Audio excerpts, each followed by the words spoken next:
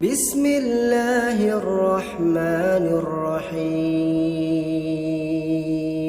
إن الله لا يستحيي أن يضرب مثلا ما بعوضة فما فوقها فأما الذين آمنوا فيعلمون أنه الحق من ربهم وأما الذين كفروا فيقولون ماذا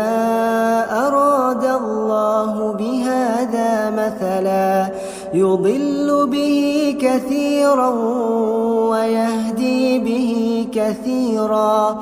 وما يضل به إلا الفاسقين الذين ينقضون عهد الله من بعد ميثاقه ويقطعون ما أمر الله به أن يوصل ويفسدون في الأرض أولئك